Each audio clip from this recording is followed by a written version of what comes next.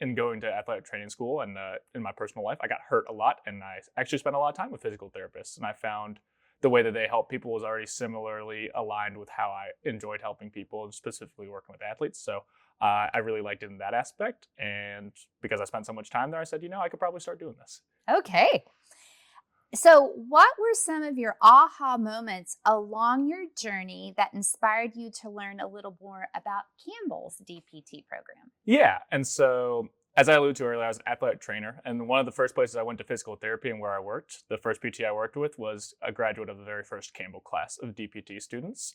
And then by the time I was finishing up working at my work, two other Campbell DPT students did their internships there and then started working there as professionals.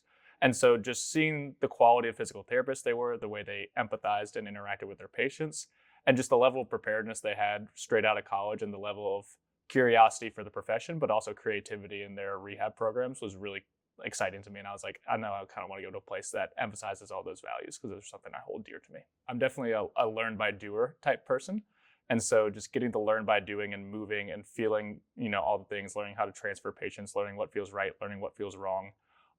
That's kind of how I learn and how I move and how I make memories in my head. So that's what I've really enjoyed about my experience so far, is just the active learning and the act of moving, which is so important to our profession because it's a profession of movement. So I think overall, I really just want to be a therapist that's empathetic and compassionate. I want to be able to feel what my patients feel. I want to treat them as more than just a condition, and I want to make sure that I know who they are as people first, because without knowing who they are as people, you're only going to treat part of the problem. So I think you need to be able to see who they are and where they're coming from, and then be able to meet your patients at a level where they're at to treat most effectively. Did you feel known during the admissions process?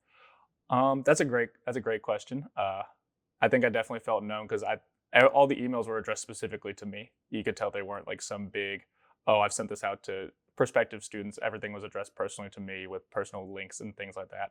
And I think along the application process and the interviewing process, just all the steps that Campbell baked in. Like I know I attended several virtual webinars and things like that where, third year students were hosting and asking questions, and just on random Tuesday nights, they were taking time out of their day, which felt really personalized and individualized, which I really appreciated.